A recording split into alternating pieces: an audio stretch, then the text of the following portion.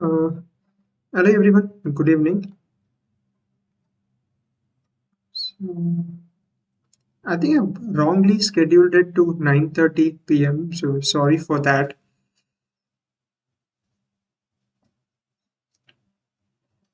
We can just like start the session in 8:35 in another 3 minutes. If you have any questions or any, need any clarifications on what we did yesterday, you can just like in the meantime drop it in the comments.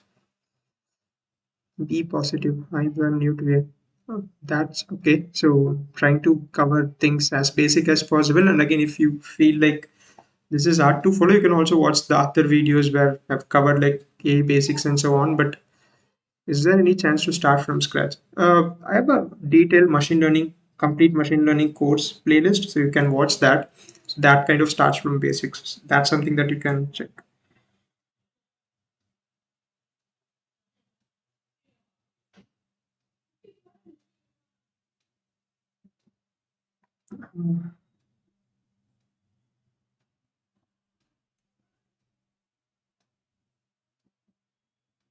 It's a little bit difficult to follow. I can understand that, but I think it's as time goes, right, as we just get used to this, it would be a bit easy. Maybe if it's hard for you to follow and do the coding as you watch, might be maybe a bit tough. So you can just like uh, watch the video and try to get what we are doing, and then you can just like play the video and just keep doing the hands-on part. I think that would be a bit easier.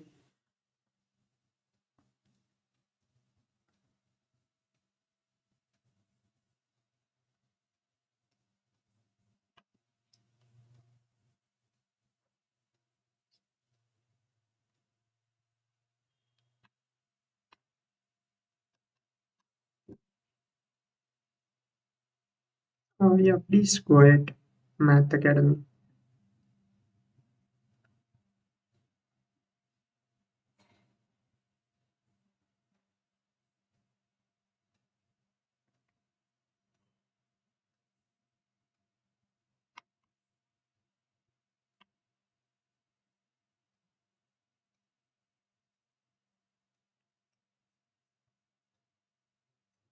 So we can just start in a minute. I'm just trying to share the link.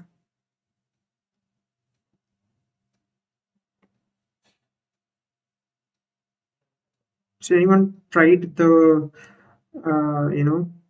front end and the back end that we have built, the Streamlit app and the Fast API backend? Any issues you're facing or like what's happening there?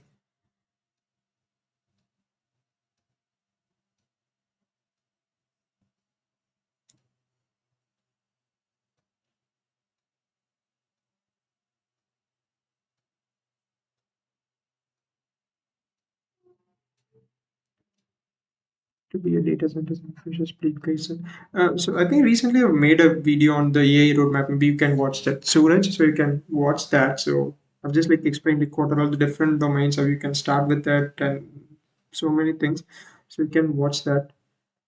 What to learn after Python? You can start with the machine learning basics, the conceptual basics, and then just you can work your way through. And even for you, like the roadmap video would be useful. So you can maybe check that out. Okay, I think we can start. Uh, Everything looks good.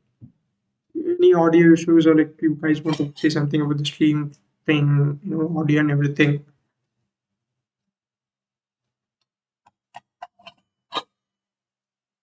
Okay, I think in that case we can get started. Mm, what's prerequisites? We don't have any prerequisites. If you have like decent understanding on AI and generative AI, I think you should be good with this. Yeah, this one is like the generative AI application, so it's like just understand like what's a LLM. It's not like you have to know everything, but just like a basic understanding is enough. Managing this YouTube. It's only POC that you're going to have, but follow-up POC is coming. So I'm trying to kind of like add this as multiple POC series, but again, it also depends on like the interactions that we get and then watch like how this is received and so on. So there are like so many factors, right? So it should be viable that people are watching it and so on. So it depends on a lot of factors. but I'm planning to do like as much POCs as possible. So we can complete one, just like take a break for a week and then start a new one. So that's how I'm kind of planning it. Okay, I think with that being said, we can start with today's session.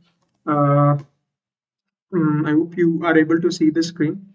And so far, what we have done is we have created a template or like the base code for our front end uh, in Streamlit, where the user can come and type a question and get an answer. So this is just like a preliminary version of the application that we are going to build, like the overall picture that we have discussed about the study pal application and so on. So this is like the base for that. So like we would create all those things in Streamlit app. So now it just like looks simpler. Maybe I can quickly start it and show it to you as well. And we have also kind of created the backend for this. So first, maybe I'll start the backend and I can start the Streamlit app as well. So let's open this backend in a new window. So this is a fast API thing where we kind of call this API to get a generic answer. So this is what we are going to later replace with the LLM thing. So I'll run this. So now this would be opened over here,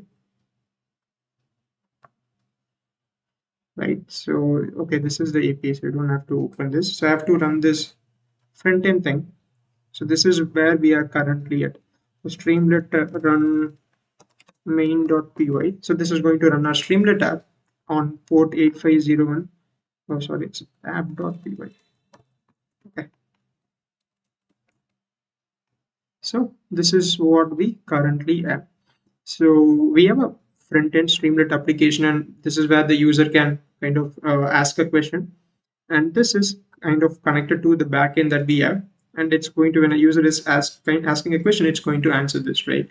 So this is what we have built so far. If I just like go to this user interface and ask a question like, what is AI? It's just going to say that it's a generic answer because we haven't connected to the LLM. So this is like what we have currently done. So in the next step, what we are going to do is like try to connect the LLMs one by one. Like we first try to connect it with, let's say, the LLM from Groq, as again, some of us may not have the GPU to load the models locally in Ollama and so on. And you know, so we can just get the API key from Groq and then we can use it for those who don't have Ollama. But the main architecture and the idea of this application is we should be able to allow the users, or more precisely the admins, to choose what models to use and what provider to use, whether you need like as a Groq model or you need it as a Ollama model or a OpenAI model. Think about this more as like Perplexity. I'm not sure if you have used Perplexity, but they kind of allow you to answer a question use like different using different models. Even on chat gpt we can use like the GPT-4o model or the mini model. So we have all those options, right? So we want to build something like that, where here we can have some configuration where we can just click on that and say that I want to use Groq or Ollama and so on. So that's the idea. So but before that, we are just like going to make sure that we are kind of like connected this with a LLM. So instead of just giving a generic answer, when a user asks a question, we are going to give a proper answer by connecting an LLM, and later we would connect this with the RAG application. So that's the flow that we are going to take. And the main aspect of this, right? So when we are using Groq, we know that we need a Groq API key. So if you don't know about Groq, they are kind of LLM provider where they host the open source models and all that. And the key thing about them is like they kind of give us fast inferences. Like the responses would be like much faster, but there is a pricing to this. There is a free tier. As developers, we can use that free tier itself for developing, but as you move to a production level applications, like there is a pricing to this, and it's kind of comes with the cost and so on. So let's see in this video how you can connect that Groq LLM to this one. So that would be this today's agenda. And for that, we need to discuss about two things. One is a .env file and the another one is a configuration file. So in this backend, I'll maybe stop this. I'm going to create two files over here. One is .env.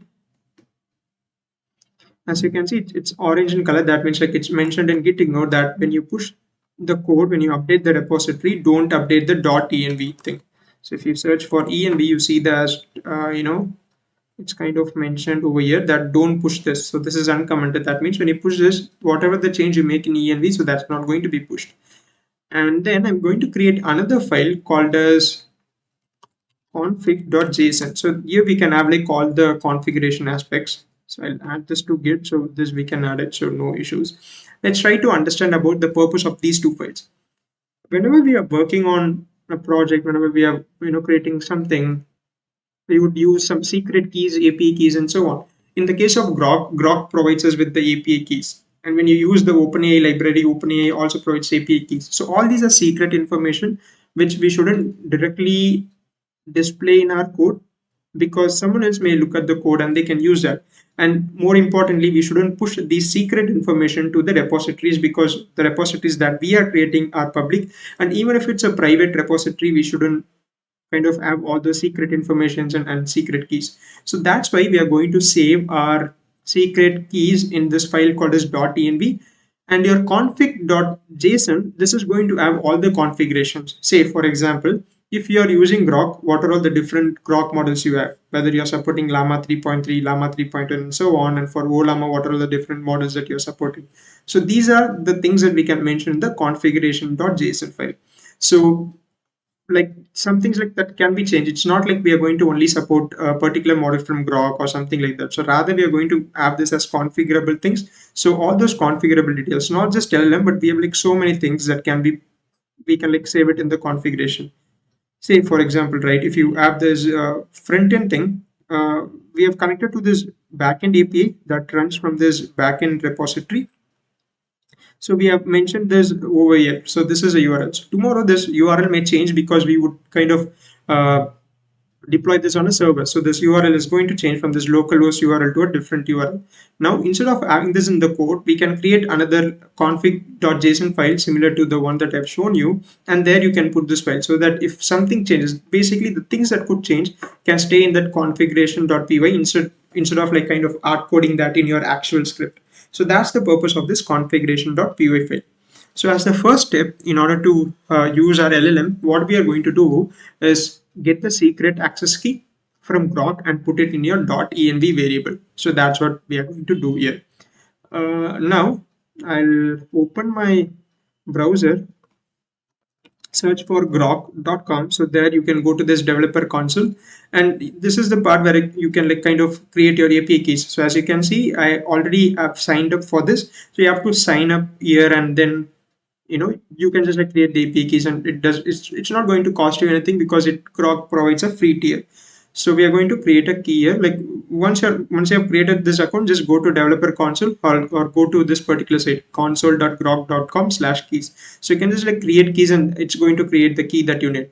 So I cannot show this on live stream, so I'll just move to a different window and I can create the key, and I'll share this with you. So I'm clicking on this creating key, and it asks you to say a name. So I'll say that this is for study pal app key. So you can mention like what's the purpose of this key, and there would be a submit button, and once you click this you would get a like alpha numeric combination thing. So this is the key that I got. So you have an option to copy that as well. So I've copied this secret key. So now we have to put that in this .env file. Okay, so you have to put this like this. So this shouldn't change. So you should put this as Groq API key is equal to. So now we have to paste the API key that we have kind of copied now. So again, I'll just move this to a different window. I can save this over here, and I can just bring this back. So again, all these are secret information. So please make sure that you're not putting this in a repository, because if something is there in a public repository, someone else can see the key and they can like use it on on like it's like you are using that key, like they can create so many requests and now you are charged for that. So we shouldn't let that happen. So that's the reason we have to keep these keys in a very secret way. So make sure that you are always cautious about how we are using your keys, and make sure that your keys are like not going anywhere. So that's a very important thing to remember. So I'll close this and come back over here. So I've saved the Groq API key in the .env file. But just for your reference, I'll just show you how this key looks like. So I'll create another file but this will be pushed to the repository. So this .env I'm not going to put in the repository. Rather, I'll create a template file and I'll show you how this looks like. So I'll create this called as env template, and it should look like this: Groq underscore API underscore key is equal to put your API key here, the one that you have generated just like the way that I've showed you. Okay, so this is basically the content of the .env file right now for me. So you have this Groq API key variable, and that has like the exact value that you have copied from here. So here I have copied a value, right? That's mentioned here. So you have to kind of like paste it over here. So that's basically your .env file. Uh, yeah. So now I think we are good to go. Now we can like install the libraries that we need in order to access the LLMs and like get an answer from this. So for that we need to install the LangChain libraries. So I'll open my browser. You can close this Groq, so we don't need this for now. And here I'm going to say LangChain uh, community PYPA. So this is the community version. So you can just like copy the library and the version. Similarly, you can install the LangChain version as well. So LangChain PyPI. So for the orchestrator, we'll be using LangChain. So the other famous one is like the Llama index, but we can just go with LangChain for now. Okay, so we have LangChain community and LangChain. And the other thing that we have is we have an integrated version of LangChain Groq and LangChain Ollama. So we can install that as well. So let's say LangChain Groq.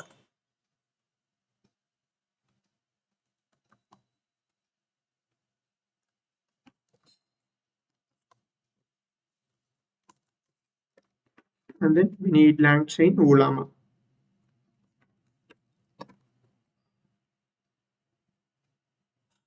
Okay, these are the libraries that we are going to need. So remember, we are putting all these things in the backend because the front end doesn't need it. So front end only contains the user interface. So we don't have to install all those things there. So these are the ones that we are going to need. So now I'll open my terminal, clear everything. So you can see like we are in this study pal backend project directory, which contains this requirements.txt. So I can just simply say pip install -r requirements.txt and then just like run this. So this is going to install all the libraries. So this may take some time because like if your internet access is like not that much faster, so this can take quite some time. But this is the first step to access like the LLMs. So we have a front end, we have a back end. So the front end sends a question to the back end, and we are going to access this LLM in order to get a output from the LLM and kind of like uh, display it back on the front end. So this is what we are trying to do over here. Later we can add Ollama, but for now we can just like start with the Groq model. So any questions for now, any doubts in whatever we have discussed? If you have like any questions apart from this POC, like or what we are discussing, right? You can, we would have like a 5 to 10 minute session towards the end of the this particular stream. So you can just like ask this question. If you have anything related to POCs, like you can mention it as like until like the libraries are getting installed.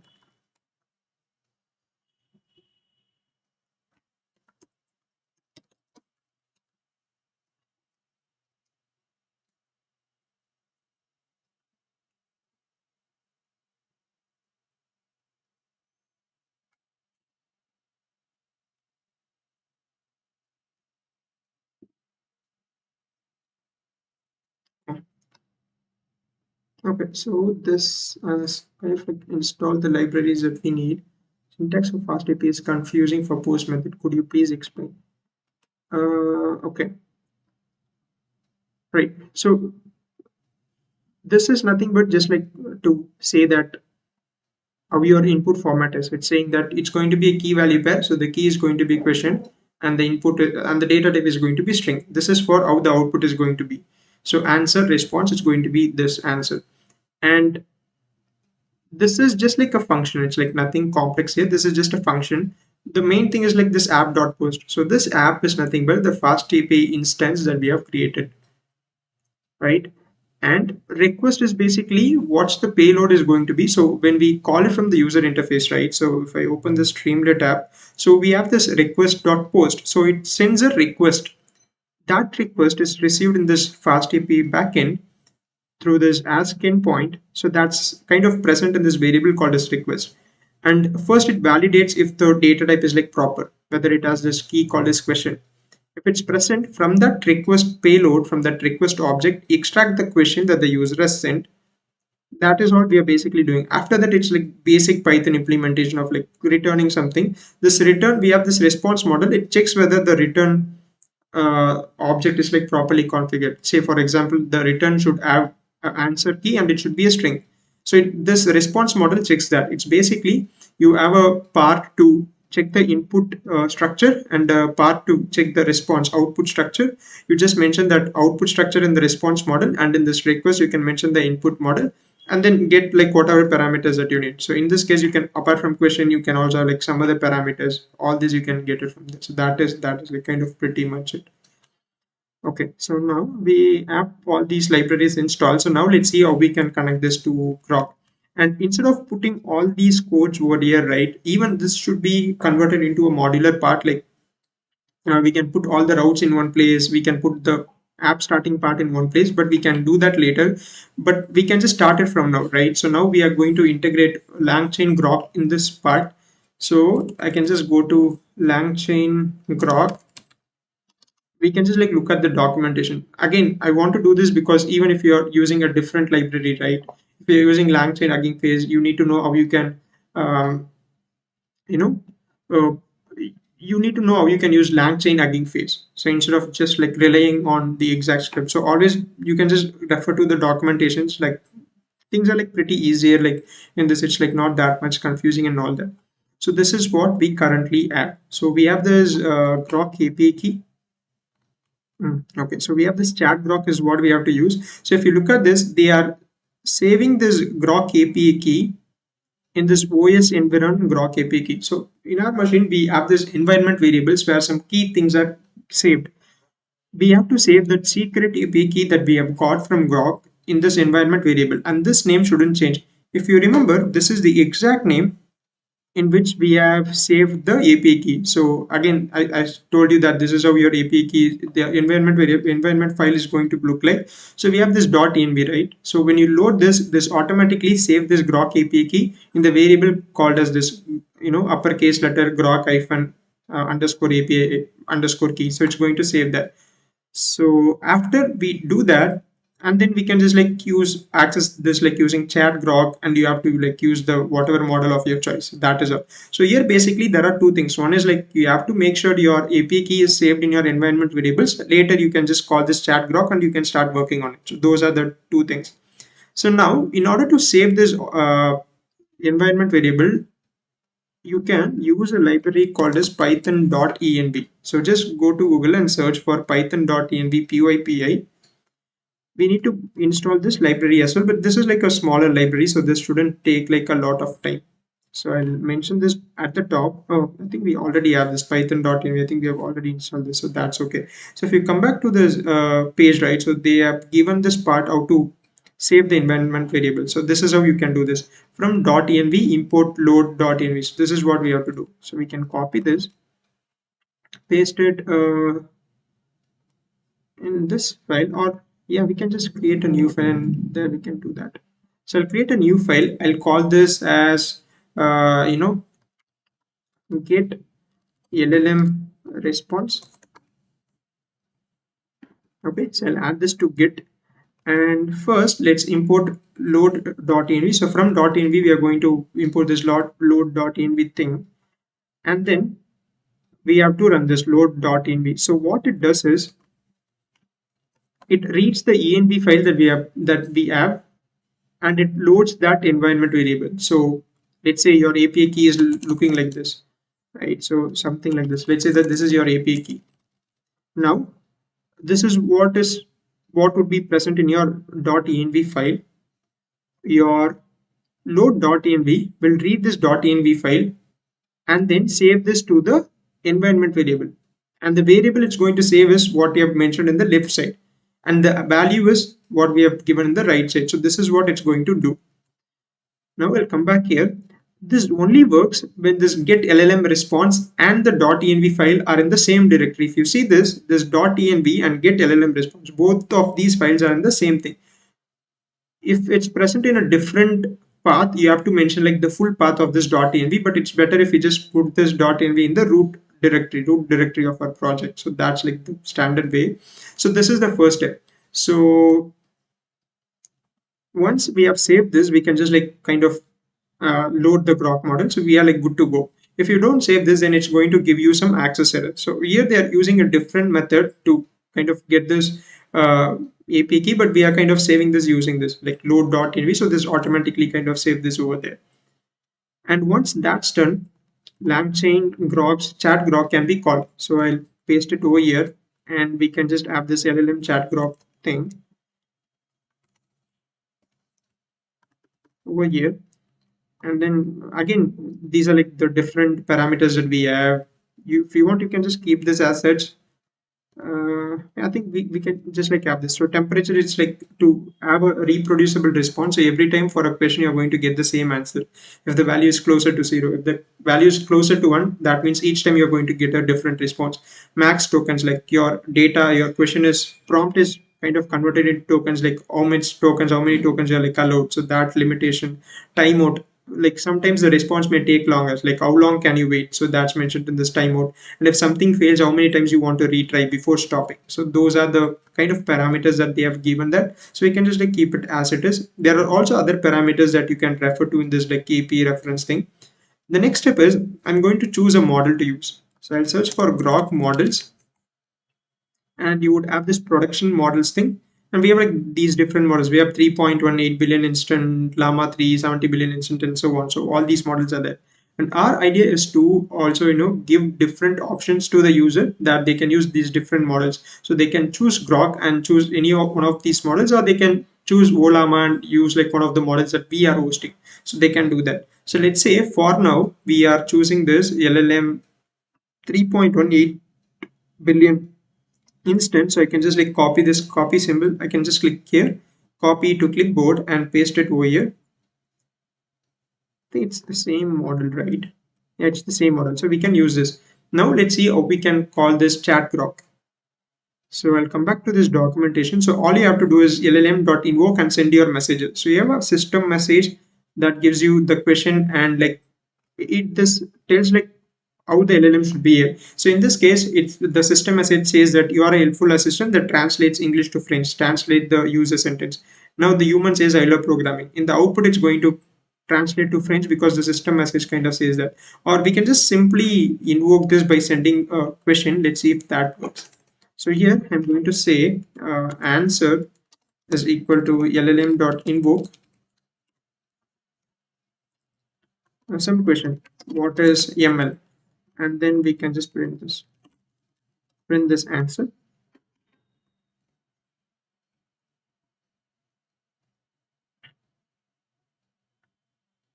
So now it kind of validates the API key that we have saved here. So again, if you don't have this environment variable with the proper API key, this won't work. This will only work if the environment variables are kind of like set and you have the proper values that the API key is proper. So the answer is present in the key called as content. So if you want to print only the answer, you can just say answer.content and then maybe run this again.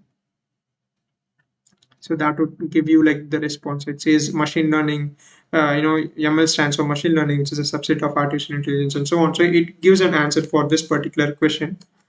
Now we have to convert it into a function that we can import in this main.py file. So I'm going to say, again, it's the exact same thing, but the only difference is we are going to put this in a function. So I'll say LLM chat Groq. This can stay over here. We don't have to initiate it every time. And in the next part, I'm going to say define get answer. It's the same name. So, okay, answer question. We can call this get answer function. And the input to this would be the user question, the question that comes from the Streamlit user interface. In this case, it would be sent from this variable called as question. Okay, now put a colon and say answer LLM and return answer dot content. You can do this, or you can just like do this in like 2 steps. You can just say something like answer dot content. So we are extracting the final answer and just like kind of sending it over here. Okay. So if you want to test this, you can just like call this function run. So I'm calling this function, putting a question over here. What is AI? And let's call this as, let's say, result, and finally print the result. It's the same thing. It's basically what we have done, but we are putting this in a function so that we can import it in a different function, different main file, and we can use it. So that's the purpose, right? So we have the output. So it says like, it says, okay, we have LLM.invoke here. So rather we should pass this as a variable. That's why the AI equation is not sent there. Okay, now put this over here and run this. Now this tells you the answer about like what AI is, and a large answer for this. So now we can just like remove this. We don't need this anymore. Now you can call this function from your main.py file. So what we have done is just the two things. One is save the API key, Groq API key in your environment variables using this .env library, using this load.env method. So just call this, make sure that the env file is present in the same directory, load your chat Groq LLM model of your choice, and then create a function that's going to invoke this LLM and give you a response. That is all. Now I'll come back to this main.py file. Here I'm going to import this get LLM response thing. So I'll just give a space to represent that this is a custom function that we have written. So from get LLM response, which is the name of the file that we have created here, and say from LLM response import get answer. So get answer is the function that we have over here. So say get answer. Now in this question, in this part where we add a random generic answer given, here I'm going to say get answer, pass your question over here, and your final question will be returned here. That is all. It's like not complex at all. So how this entire thing works is the user sends a question. Maybe I can just show this on whiteboard so that would make more sense. Let me show this.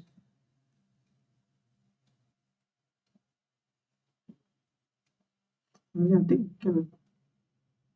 Google Slides is better. Okay, so I'll quickly open my Google Slides. Okay, so let's say we have this Streamlit frontend where the user is going to ask a question. So this question is sent to the fast API backend that we have.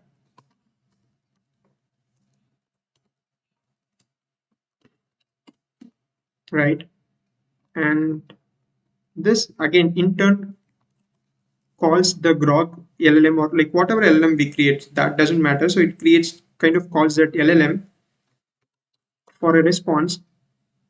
And now a question is sent from Streamlit frontend. The basically the question that the user asks is it's sent here, and this fast API basically calls this LLM module, and now it generates a response. So this response is kind of then rather like kind of sent to fast API, and then back to the Streamlit interface, and then we are going to display it over here. So that's the entire process. It's like what we have done yesterday, but instead of this generic answer, we are getting a response from the Groq model, and then we are sending it. So that is like pretty much it. So all you have to do is just like rerun this. It's going to run in the same localhost and the port because that's what is mentioned here. Okay, now open your Streamlit. You don't have to change anything because nothing has changed in the Streamlit code. Only the functionality is changed. We don't have to change anything over here. Now I'll open the Streamlit app, refresh this, and now I'll ask a question like, let's say, what is ML? So previously it said this is a generic answer. Now let's ask like, what is ML? Get answer. So now it says ML stands for machine learning. It's a subset of artificial intelligence and so on. So this is what we have built. So the main aspect is like we don't have this. How we would usually build this code, right? In a exploratory phase is like you have this get LLM response. Everything is in a function, right? You would just put this file in the same path as your Streamlit code, and you would just like call this from it. But again, that's not a standard approach because now when you want to move to a different front end, you have to completely refactor this code. And another problem is if you are loading a larger model from your local Ollama, it's going to take some time. Because of that, there would be a lag in your Streamlit start. Like when your application starts, when your Streamlit starts, there's going to be a lag. So that's why we are clearly separating our front end and back end here. This is like the first step.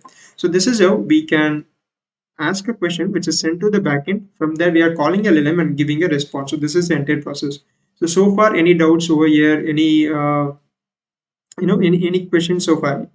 It's okay if you have like any basic doubts as well. So I'm here to kind of like give that clarity. So if you have any doubts, please ask that. We take like just 2 minutes to answer any questions that you may have.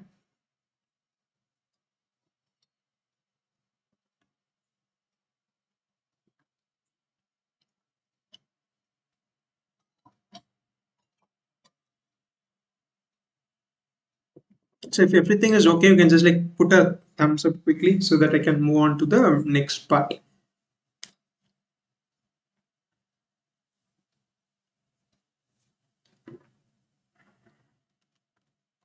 Okay, I think everything looks good.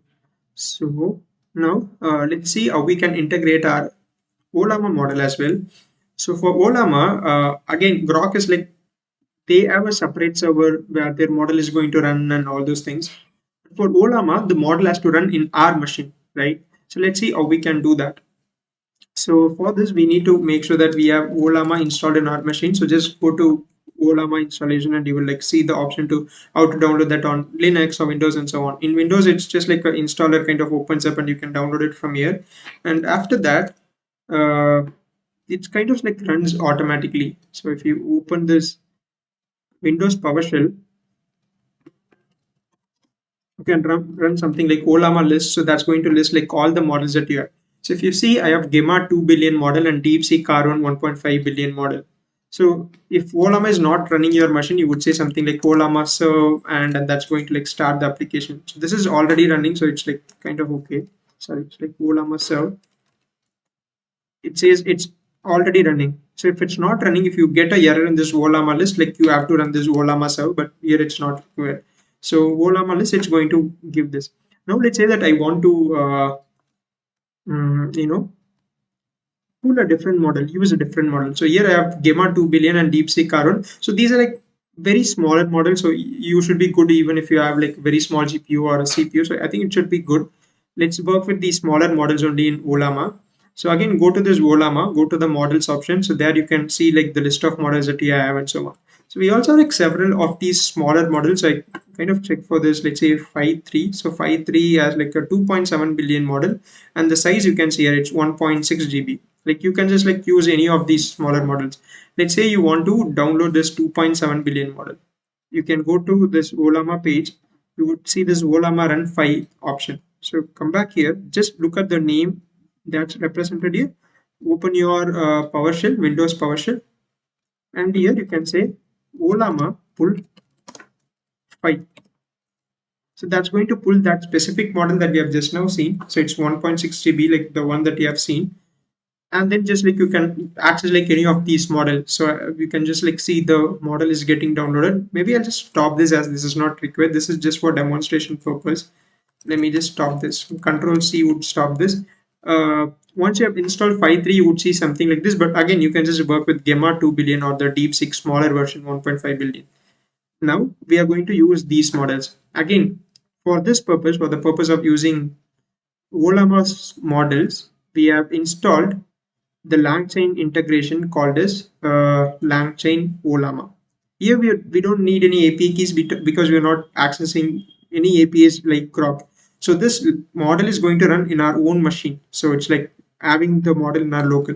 And this is very important because some projects, some companies, right, would prefer for a specific project, they would prefer having the data and the models in local so that their data is like not getting sent somewhere else. There is a data security issue. So a lot of projects like we would prefer having everything in our local system. In that case, Ollama is going to be a very good option. So that's one thing. So just like the way we did for Groq. You can just, this chat Groq is there, right? So similarly, we have a documentation for Ollama as well. So just go to Google, search for LangChain Ollama, and we would have this chat Ollama. Let me search this as chat Ollama. Yeah, chat. So we have this chat Ollama, right? So this is something that you can use. It's very similar to this. All you have to do is like, import this and just like work on it.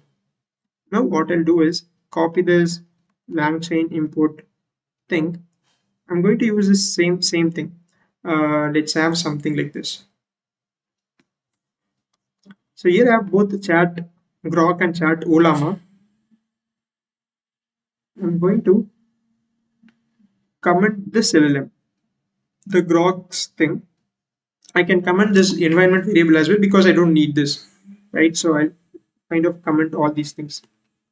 Just have, chat Ollama. And now I can use the same name called as LLM and say LLM is equal to chat Ollama. Within that, mention like all this thing. Let's say model is equal to one of the models that we have imported. Let's say we want to use DeepSeek R1 1.5 billion, which is a reasoning model. So we can maybe use this. Control C, come back here, paste it within quotes. Everything is like pretty much same, like what we have done. Nothing kind of changes here. Temperature is equal to, let's put it as 0. Let's work with these two things. So everything remains the same. The only aspect is that instead of using Groq, we are using Ollama. Okay.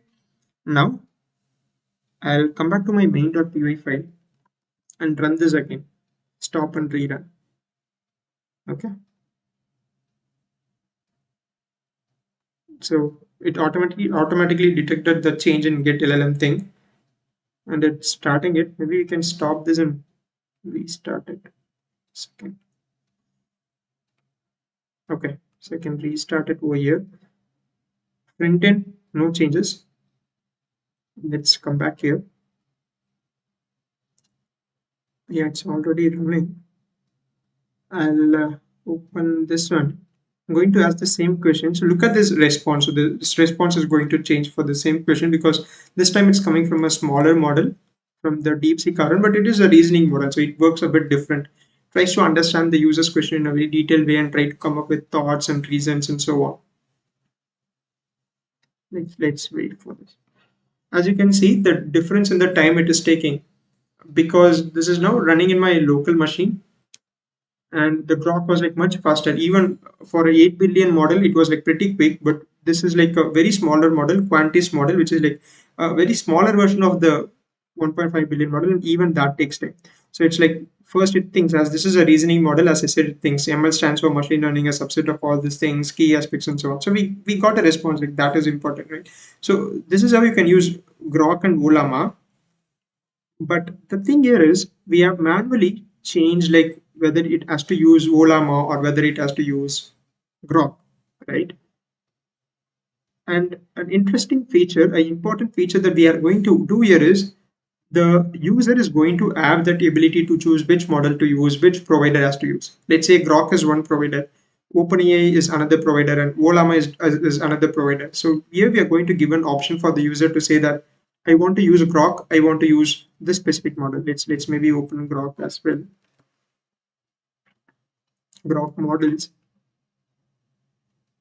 So we have Gemma 9 billion iteration, 70 billion, which is like a pretty large model. It's like contains like 70 billion parameters, 8 billion parameters, and so on. So there are like all these things. So we are going to give this ability to the user where they can choose which provider they want to use, or let's say OpenAI provides like really good models, right? So they are like kind of state of the art and so on. So they are continuously giving the other models. And recently, I think they have released O4 mini or some other reasoning models. So we don't want to restrict the user to say that this is the only model you can use, the only LLM that you can use, because some models perform better in some cases, the larger models perform better in some cases. So we have to give that ability. So this is what we are going to do. So uh, we have the Streamlit app, right? So here, this is the place where the user would kind of ask a question. So here we are going to have a pop-up kind of a system where the user can select it, they can click it and they can choose which provider they have to kind of need and which model they need. So it's going to look something like this. If let's say we have the Streamlit app like this, and we have the user's question, the input box where the user is going to put their question, and let's say we have like a small button over here, kind of like a pop-up button, settings thing. Let's maybe call this a settings. Let's remove this. Let me take this one. So this is going to be kind of a pop-up. We can have some symbols over here instead of this word. So once they click this, we are going to display a box like this. So in this box, we are going to have two other boxes.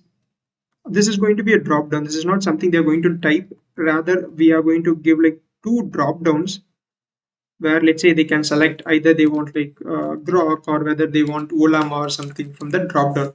And for Groq, we like let's say give model 1, model 2, and so on, like what are all the models that are available.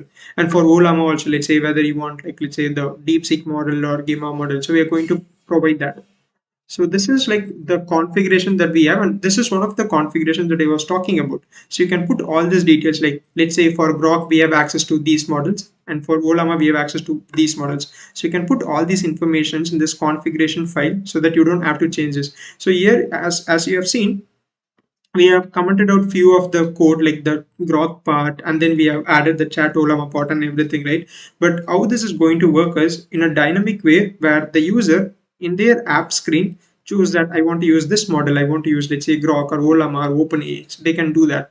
So that's the other feature that we are going to add, and that's like one of the things that we wanted to provide as a feature. So if I open this Google Docs, where we add our specifications and features listed out. So it was like one of the main features that we were talking about. So here we have mentioned that support both online and offline AI models and allow admins to dynamically configure model settings and backend components. This is something that we have discussed about. So here we said that easily switch between local and hosted LLM providers. Hosted is like Ollama and the hosted. Again, local Ollama, if it's hosted or like third-party services, like whether you're going to use Groq or OpenAI or something. So this is that important feature that we are going to add, and we can just like start working on that as well. So how we would start with is in this config.json, there are so many configurations that we would add. Say for example, not just regarding LLM, even with the API, right? So this API now runs on this host. Sometimes you have to change the host. Sometimes you have to run this in a different port, let's say 5000 or something. So all these are configurable things that can change. So we put all those things in this file called as config.json. So for now, let's create this again. JSON is like it's kind of follows this dictionary kind of a pattern. You should always have like a key and a value pair. So let's say we have a key called as LLM. So this is going to have all the configurations that's related to LLM. And in this LLM, we have let's say two providers. One is Groq. So all these are kind of like nested dictionaries that you have to create. Okay, so let's say Groq has these models. Uh, you know, you can put this in. mm, a list and mention like all the models that we have. So in this Groq cloud, let's say now we don't support let's say all the models. Let's say we support Gamma 2 9 billion iterations. Let's just choose the smaller models. We have 8 billion instant. So I'll put this in quotes. And let's say we support Llama 3, Whisper, and so on is there. Review models and so on. Maybe let's just like take this Gamma 2 9 billion iteration as well.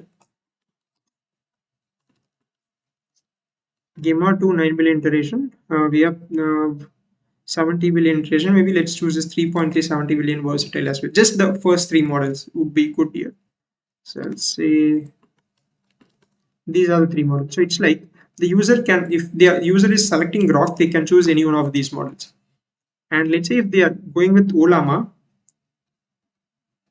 so this is Groq, And then another, this one is for Ollama. So for Ollama, we have this things. Maybe we can just like start pulling 5 3, so 5, so we can later use it. So I'm going to copy this gamma 2 billion, put it over here, and DeepSeek, if you want to use a reasoning model. So for some cases, the reasoning model would work much better, right? So we can use it. If you are, let's say the student is working on a coding problem, we have a model called as code gamma. So it's like you can give configurations of like different models that's available. So that's the thing. So DeepSeek, and the other one is like Phi, right? So you can just mention this Phi, which is like 1.6 GB model or something, right? So this is the configuration part. So we would dynamically choose the model of our choice, like from the user's choice. Like the user say that I want to use this provider and this Ollama. So this is what we are going to do. Now we have all these details in this configuration, right? So this configuration would be given to the Streamlit app, and we would fetch all this information, the provider details and the model details. So all these information would be sent to these two drop downs that I mentioned, right? So in this Groq and Ollama and the models list that we have.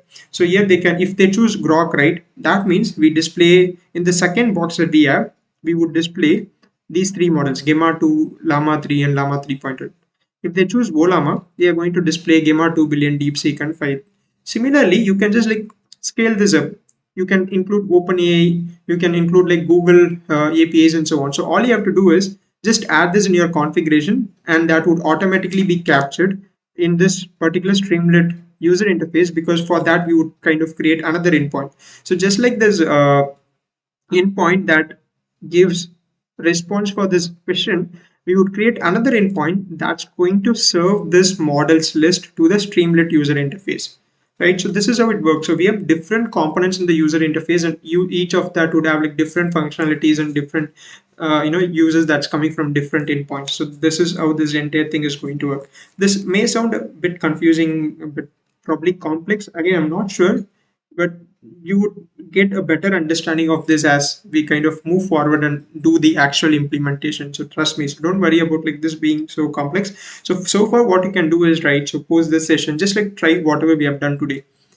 So if you have completed the part of just creating the Streamlit app and the fast API response and so on, just go ahead and create this LLM response file and try to connect it to the Streamlit. Streamlit, you don't have to make any changes. All you have to do is run this main.py file, come back to your Streamlit front end, and then run your Streamlit run command, and then you can just like test this out, the first thing. So that should be good.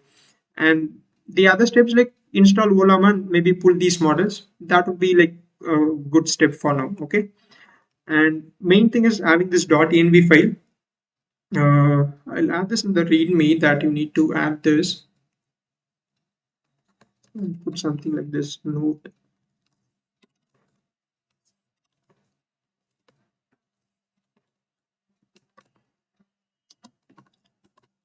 Create a .env file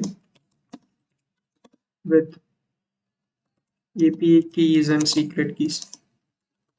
So far we have only the Groq key, Groq API key for now. Okay, I'll mention it that way. So this Groq model would only work if you have this key in your environment variable. And again, when I push this, this is not going to push the .env file. So you will see this now. So I've updated the README. We don't have any changes on the Streamlit part, so we can just like leave it as it is. So now I'm going to push all these changes. I can just say, just like, I can just open the terminal, it's much easier, and clear everything. Git add space dot git status. So we'll see like all the changes we have done. So we have modified the readme. We've created a new file called as config.json, which has like these model information and all those things. Let me show you. So these information, we have created an env template because I cannot send this .env file to the repo. You would also like when you also create a .env file, right? Your .env file won't be pushed to the repository because we have that in our git ignore. So this would work exactly the same way as you're like seeing it over here. And then we have created a new file called as get LLM response, and main.py we did some changes, and requirements.txt we have added some libraries. So these are the changes. So we check this using git status, and I can write this command called as git commit em and say, you know, added Groq and Ollama to get a response. And finally, I can say git push origin dev. So we are working on the dev branch. I can say dev, and then this will be pushed. That is pretty much it. So if I open my GitHub, you will see like all the changes that we have done recently. So search for AI PoC. So the change is only in the backend, so we didn't change anything on the front end code. And then if you go to the dev branch, yeah, so we have like all these files. So config.json that we have created, all the one that says now, we have like either added it or modified this. So all these things are here. If you go to the commit, you can like see all the files and so on, right? So everything would be here. The changes, whatever changes we have done. So if you want to sync these changes, again, as I said yesterday, there would be a sync option, or you can just connect this through upstream in your PyCharm, and you can just like work on it. So I think this is good for today. So tomorrow, let's understand like how we can set up this Streamlit page where the user can select a particular setting and we can like work on it. So that's one thing. So any questions about this POCs or like any other questions? So we can maybe take up that for the next, let's say, 5 minutes, and then we can wrap this. But please practice this code. So that's definitely going to help. If a few things are harder for you, just like try to implement what I have done, and it would make more sense as you do it. So you can just like again spend more time on it, understand it better. Just maybe go with the questions. If you don't have any questions, like feel free to drop. If not, you can just like stay and ask your questions. Yeah. My prompt is to get top 5 countries GDP with a donut chart. Basically, I want to output to generate a plot. How to go about it? Uh, okay. So it kind of uses multiple stuff. Multiple things are used. If you ask the same question to ChatGPT, right? There are several things that are happening. One is searching the internet to see what are all the top 5 countries, and for these top 5 countries it again has to search what is their GDP, and it in most cases it generates a Python code and it executes a Python code to generate a chart, and then it sends that image, right? So there are like these different things that are happening.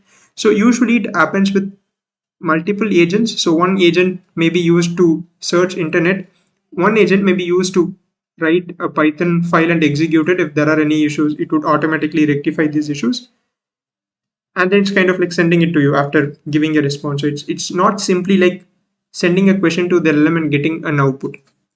LLMs can understand images. You can like there are multimodal LLMs where you can send multiple input data types. You can send text inputs and so on. But in order to do what you are asking, right? Like there are multiple steps to this. You need a internet search agent. You need a Python code or some code executing agent and all this stuff. Also, if we have to extend it to the cities by subplots for each of the cities, basically, again, all these would be taken care of by the same agent, like same system, because it already has all those things. So all these recursions would be taken care of by the Python script it's going to generate. Does that answer your question? Then we have syntax. Can I start data scientist course from your 60 hours? So you can definitely do that because the initial parts are the same. So in the 60 hours course, right? Again, the most projects are kind of like data analysis projects, like the diabetes prediction one, and we have done so many data analysis on this stuff as well. So you can definitely start with that. And we have this fourth module, which is mostly on data processing. So that's important for a data scientist as well. And we have also in several projects we have worked on creating plots and graphs. It would be like useful to you even if you want to become a data scientist. So there would be like a lot of common topics in, let's say, ML and DL. So it's not like it's not going to be useful to you. It's like definitely going to be useful. Um,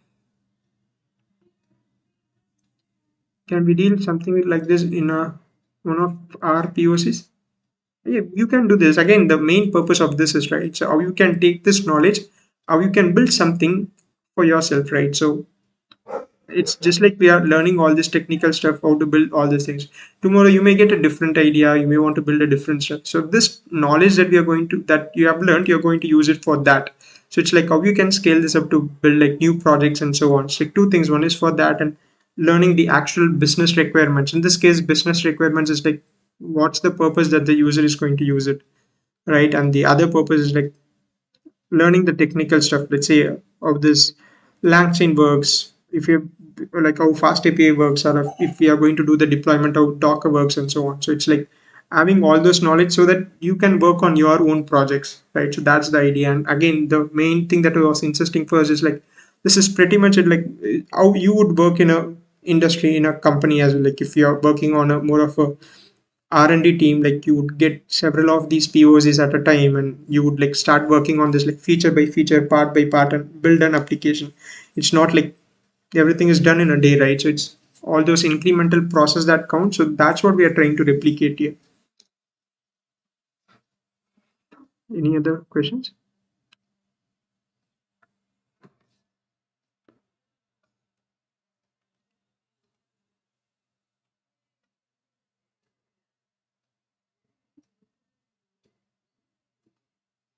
Okay, there is nothing else. We can wrap this up. So please pull the code from the repository and just like try to execute it, and you can just like continue working on this tomorrow as well. And maybe at the end of each week, we can just do a progress check.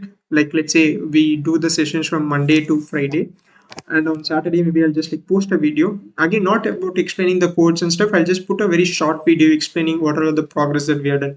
Say for example, the things that we have done this week is like understanding the problem statement, figuring out what we are going to do, setting up the repositories, and then we just started with the front end, back end, template, and so on, right? So we can just like this is just to track what are all the progress that we are doing, so that we can keep track of this. And if we are slow, or like if we are like not focusing on some features, we can just like kind of add that as a retrospect and work on it. So we can maybe add that towards the end of the week, maybe on a Saturday. So that I'll probably post as a video, not maybe as a live stream, so we can have the streams from Monday to Friday. So that would be a plan moving forward.